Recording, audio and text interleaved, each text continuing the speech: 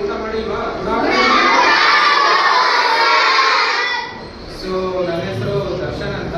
ನಾನು KLE ಲಾ ಕಾಲೇಜಿಂದ 3 year LLB course second year ಓದ್ತಾ ಇದ್ದೀನಿ. ಸೊ ಬೇಸಿಕಲಿ ನಾವು ಏನಕ್ಕೆ ಬಂದಿರೋದು ಅಂದರೆ, ನಿಮಗೆ ಏನೇನು ಕಾನೂನು ಇದೆ, ಮಕ್ಕಳಿಗೋಸ್ಕರ ಏನೇನು ಕಾನೂನು ಇದೆ, ನಮ್ಮ ದೇಶದಲ್ಲಿ ಮಕ್ಕಳಿಗೆ ಸಪ್ರೇಟ್ ಕಾನೂನು ಇದೆ, ಅಡಲ್ಟ್ಸ್ಗೆ ಸಪ್ರೇಟ್ ಕಾನೂನು ಇದೆ. ಸೊ ಈ ಕಾನೂನು ಏನೇನಿದೆ ಅಂತ ತಿಳಿಸ್ಕೊಡೋಕ್ಕೆ ನಾವಿಲ್ಲಿ ಬಂದಿದ್ದೀವಿ. ಮೊದಲನೇದಾಗಿ ನಾನು ಟೀಮ್ ಮೇಟ್ಸ್ಗಳನ್ನ ಇಂಟ್ರೊಡ್ಯೂಸ್ ಮಾಡ್ಕೊಡ್ತೀನಿ ನಿಮಗೆ. ಇವರು ಗೌರವ್ ಅಂತ, ಅವರು ಚೇತನ್ ಅಂತ, ಅವರು ಭರತ್ ಅಂತ, ಲಾಸ್ಟ್ ಅಲ್ಲಿ ನಿಂತಿರೋರು ಧೀರಜ್ ಅಂತ. ಸೊ ಬೇಸಿಕಲಿ ನಾವು 5 ಜನ KLE ಲಾ ಕಾಲೇಜಿಂದ ನಿಮಗೆ ಕಾನೂನು ಬಗ್ಗೆ ಒಂದು ಅವೇರ್ನೆಸ್ ಮೂಡಿಸೋಕ್ಕೆ ಇಲ್ಲಿ ಬಂದಿದ್ದೀವಿ. ಆ್ಯಂಡ್ ಫಸ್ಟ್ ಆಫ್ ಆಲ್ ನನಗೆ ತುಂಬ ಧನ್ಯವಾದಗಳು ಹೇಳಬೇಕು, ಈ ಥರ ಒಂದು ಒಳ್ಳೆ ಆಪರ್ಚುನಿಟಿ ಮಾಡ್ಕೊಂಡಿರೋದಕ್ಕೆ. So thank you.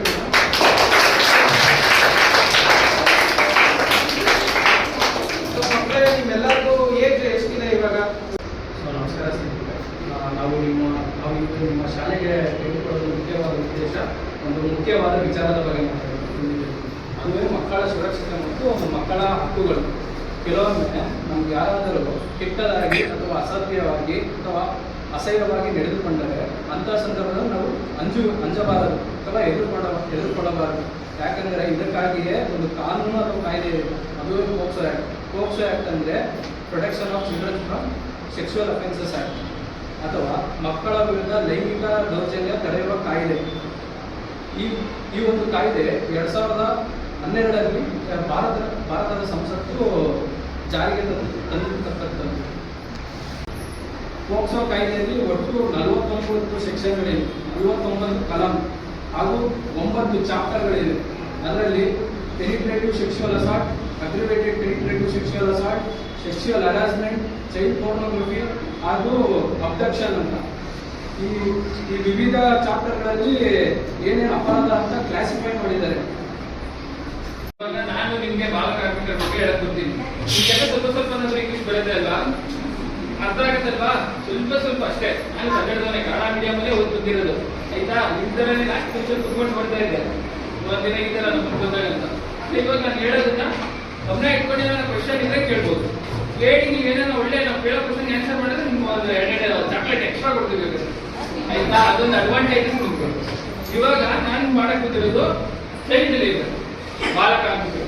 ಸೊ ಅದನ್ನ ಕಾನೂನ ತಂದಿದ್ದು 1986ರಲ್ಲಿ, ಅದನ್ನ ತಿದ್ದುಪಡಿ ಮಾಡಿರೋದು 2016ರಲ್ಲಿ.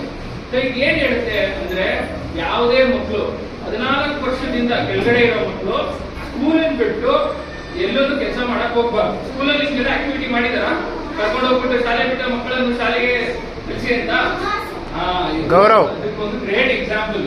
ಸೊ ಯಾರು ಕೂಡ ನೀವು 14 ವರ್ಷದಿಂದ ಕೆಳಗಡೆ ಪಡ್ಕೊಳ್ಳೋ, ನಿಮ್ಮ ಮನೇಲಿ ಎಷ್ಟೇ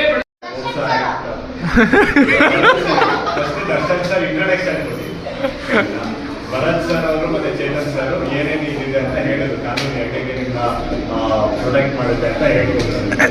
ಈಗ ನಾನು ಕೆಲವು ಕ್ವಶನ್ಸ್ ನಿಮಗೆ ಕೇಳ್ತೀನಿ, ಸರಿನಾ?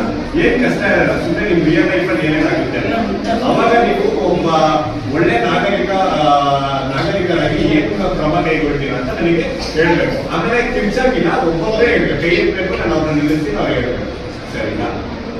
ಮೊದಲನೇದಾಗಿ ಒಂದು ಕಥೆ ತರ ಹೇಳ್ತೀನಿ ನಿಮಗೆ. ಅಲ್ಲಾಗಿರೋದು ಸರಿನಾ ತಪ್ಪಾಗಿದ್ರೆ ನೀವು ಯಾರಿಗೆ ಹೋಗಿ ಸಂಪರ್ಕ ಮಾಡ್ತೀರ ಅಂತ ನನಗೆ ಹೇಳೋದು. ನೀವು ಗ್ರೌಂಡ್ ಅಲ್ಲಿ ಆಟಾಡ್ತಾ ಇರ್ತೀರ, ಇಲ್ಲಿ ಸ್ಕೂಲಲ್ಲಿ ಆಟಾಡ್ತಾ ಇರ್ತೀರ, ಎಲ್ಲ ನಿಮಗೆ ಸಹವಯಸ್ಕರಾದ್ರೆ ಇರ್ತಾರೆ, ಸರಿನಾ? ಆಟಾಡ್ತಾನೆ ಭರತ್ ಸರ್ ಎಕ್ಸ್ಪ್ಲೇನ್ ಮಾಡ್ತಾ ಇರ್ಬೇಕಾದ್ರೆ ಯಾವ ಚಾರ್ಟ್ ನಿಮಗೆ ಕೊಡ್ತಾರಲ್ಲ, ಆ ತರ ನಿಮ್ಗೆ ಖಾಸಗಿ ಅಂಗಗಳಿಗೆ ನಿಮ್ಮ ಫ್ರೆಂಡೇ ಆಗ್ಲಿ ಇಲ್ಲ ಬೇರೆ ಯಾರೋ ಔಟ್ಸೈಡರ್ ಆಗಲಿ ಹೋಗ್ತಾರೆ.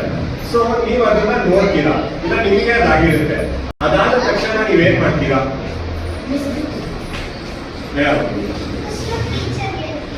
Very good. Second Chetan bro, chocolate ಕೊಡಿ.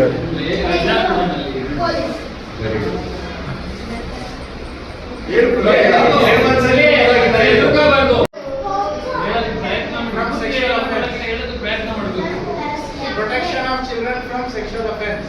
ಇನ್ನೊಂದು ಕಾಯ್ದೆ ಯಾಕೆ ತರ್ತಿದ್ದೀರಾ? Child labour.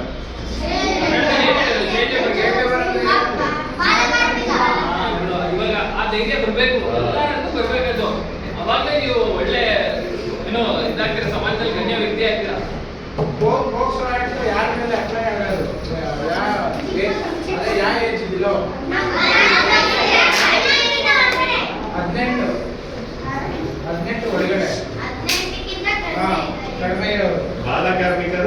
24ರಿಂದ ಒಳಗಡೆ